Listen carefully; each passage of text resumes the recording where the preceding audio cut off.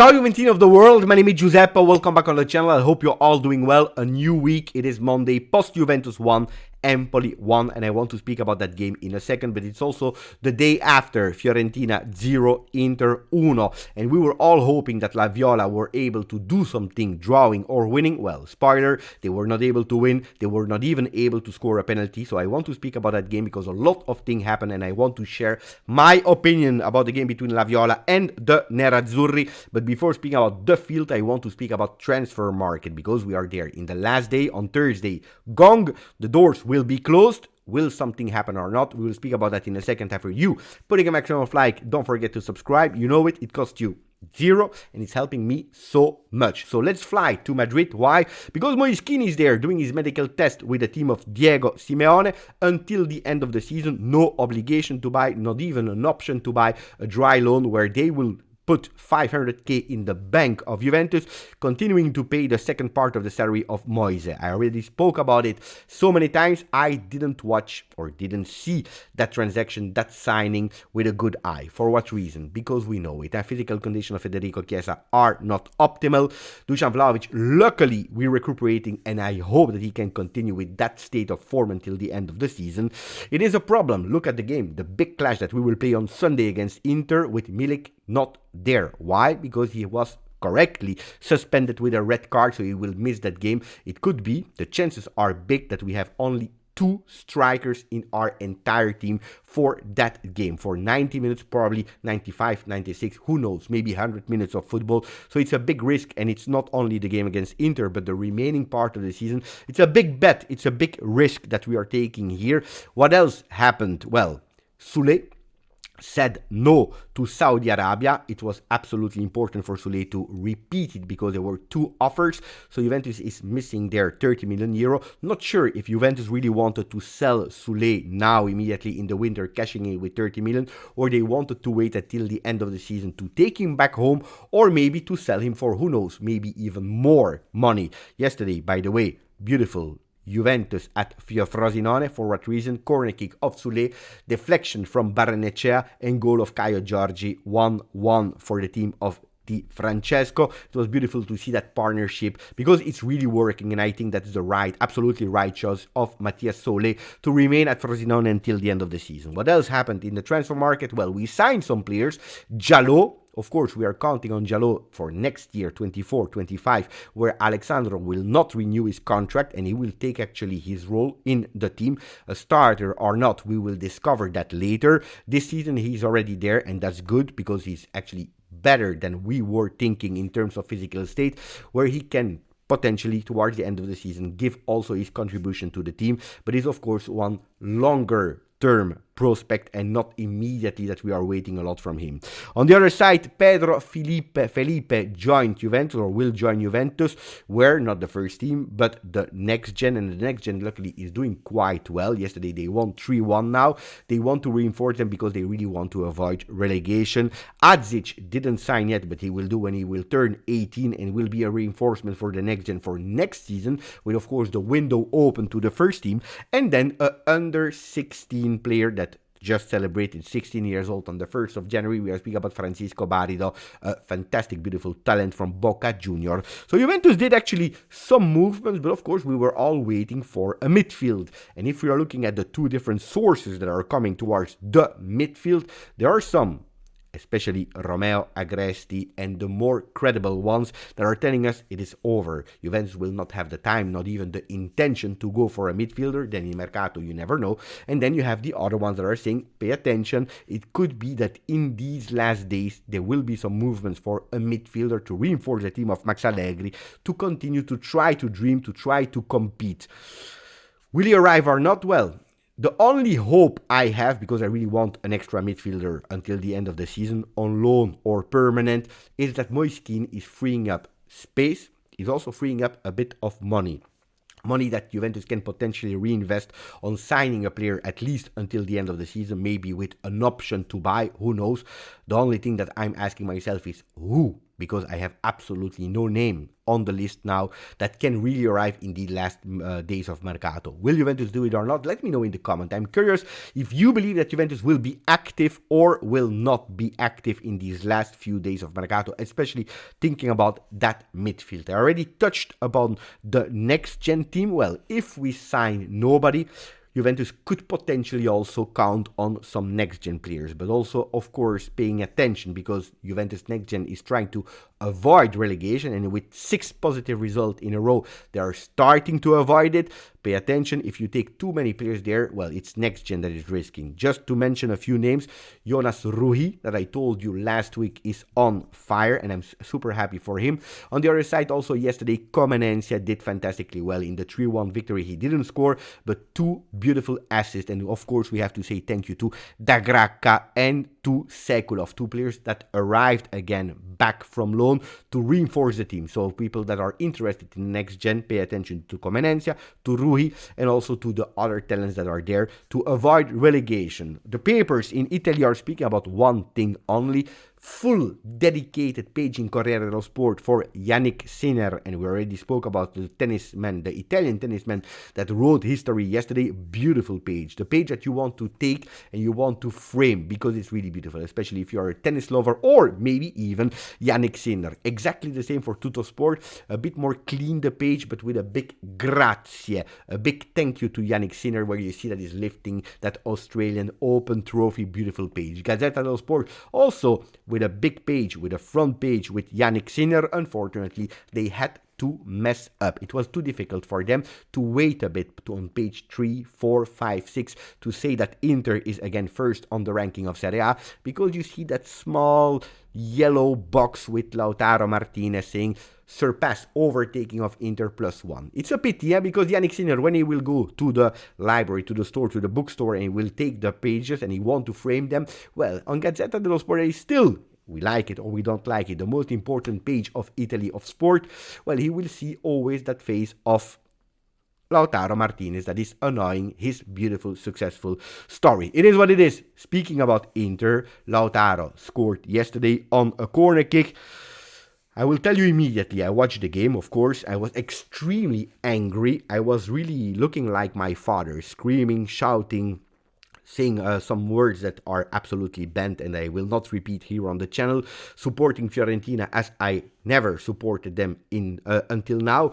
But I have to say that Inter, they deserve that win. They are extremely strong. If you are looking at the SofaScore momentum, you know that from time to time I'm taking them, you see that actually you had a domination from Fiorentina. They were more in possession, they had more attacks, they had more attempts, whatever you want to, but then you see these blue lines there, and this is actually the moment where Inter is pushing. When Inter is pushing, and when they are pushing, they are extremely deadly. You can't give them any space because they kill you. They are extremely solid in defense.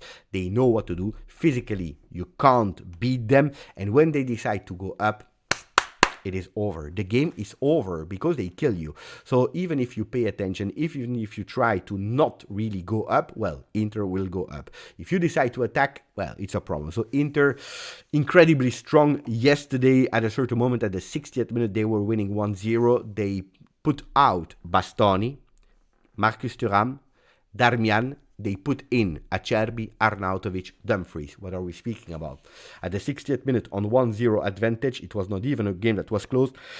They're able to do these kind of 3 changes. So not only the starting are strong, but also the people on the bench. On top of that, we know it, Barella was missing yesterday, Çalhanoğlu was missing yesterday, and they won. Then of course we can be here speaking about the episode of yesterday. Was there a push of Lautaro on the striker? I believe it was Parisi. On Parisi from Fiorentina? Probably yes. Was it a goal that could have been reviewed? Probably yes. Was there Bastoni that was actually taking the player and not taking care of the ball? Yes, there was probably a penalty would have been deserved for Fiorentina. On the other side, at the end of the game, you have that punch, even if he touched the ball, touched the face, whatever, from Sommer on the player. They receive a penalty, and it's already the second penalty in a row that the opponents are missing against Inter. Yesterday it was a disaster, scandalous, dramatic penalty. I never saw a penalty as horrible as the one I saw yesterday. So Inter, on top of being strong, on top of having the rotational player already showing that they are victory team because they won the Supercoppa in Saudi Arabia, on top of that, they come back and they continue to win. With a bit of luck, with no luck, who cares? With referee decision, no referee decision, who cares? You know, you need it. When you are going in a 38 games tournament, at the end it's the strongest one I win, you need also a bit of luck. They have at the moment after match day 22, for them, match day 21, the luck that they need. They are looking for the luck and they are receiving it. It's not their fault. It's not the fault of Marotta or whoever if the opponents are missing scandalous penalties. And it is a pity, because yesterday I was angry and you are watching. There were some dubious episodes. The only thing that we Juventini can scream about or be not happy about is the fact that against us, they whistle, or against us, they don't whistle, where on the other side, for the Nerazzurri, everything is whistled pro in benefit of Inter. And it's a pity like that, but it is what it is. So Juventus has to do their job. We are aware of it. Yesterday, nothing really eclatant, nothing really extremely crazy to say we go into protest.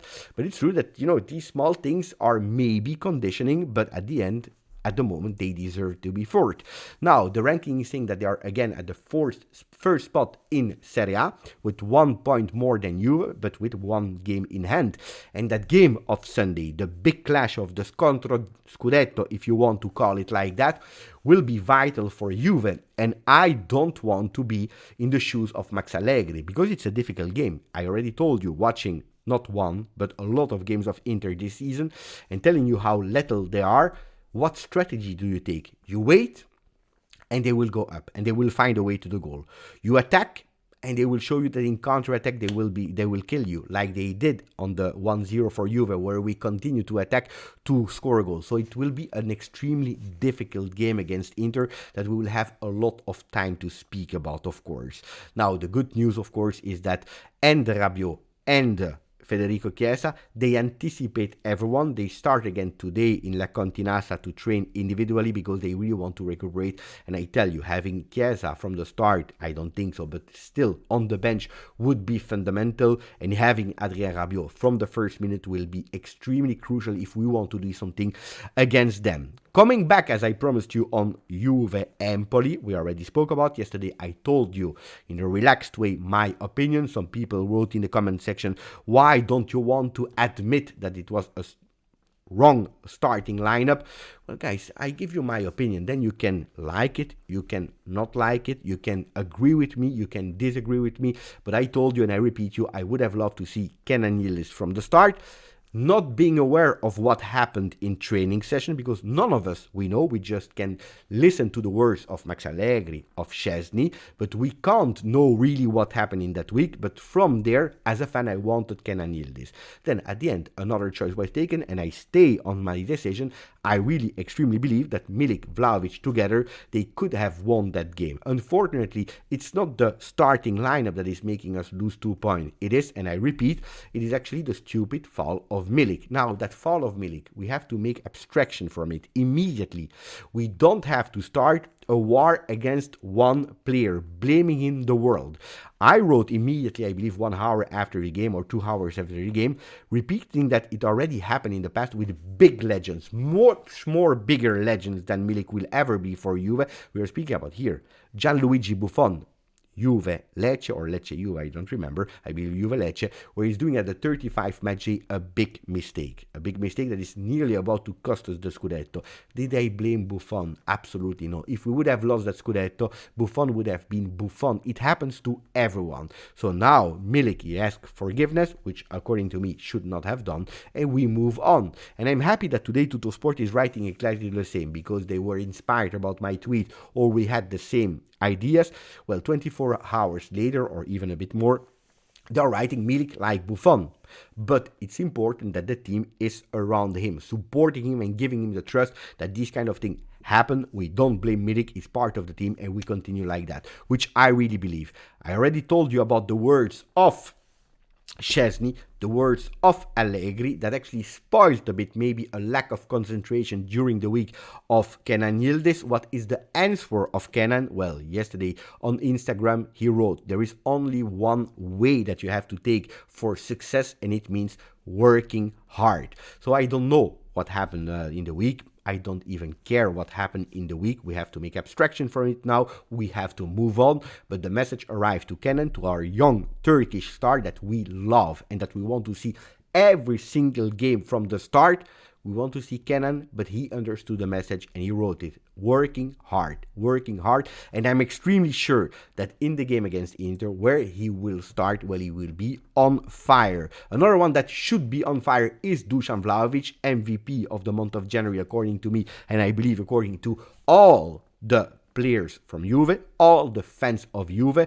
Everyone is looking at Dusan Vlahovic and we are super happy for his month of January. But also the stats are going into that direction. He's actually the striker, the player that scored the most in January in all the clubs of the world. And that's just fantastic. 6 goals in 4 games. 4 goals for Lautaro, Morata, Fernando Torres from Barcelona, Zurkowski, Fulkrug and Loftus-Cheek. 4 goals for them, some in 3 apps, some on 4 apps, 6 goals for Dusan Vlahovic, 3 goals for Undav with Stuttgart, Dovbyk with Girona, Isco and Rioja also 3. So fantastic, beautiful stats for Dusan Vlahovic, and hopefully he can also repeat himself in February. In January, the beautiful thing, maybe you know, maybe you don't know, there is only one player that scored more goals in a month of January than Dusan Vlahovic, and it is Cristiano Ronaldo in 2020, where he was able to score 7 goals. Not bad for Dusan Vlahovic. Chiesa and Rabiot, we try to have them on. We already spoke about that, so hopefully they will be there. Now, at the moment, I have not a lot of things more to say. I hope you enjoyed it. Let me know if you are still waiting for a midfielder, and if yes, who? Let me know your last thoughts about the game Juve-Empoli. What about yesterday? About Fiorentina-Inter? Scandalous Fiorentina. Really bad. Actually, really bad. Anyway, it was my opinion about yesterday, about the weekend, and the week that is coming, and I tell you already, it will be a fire week. Grazie, forza, Juve.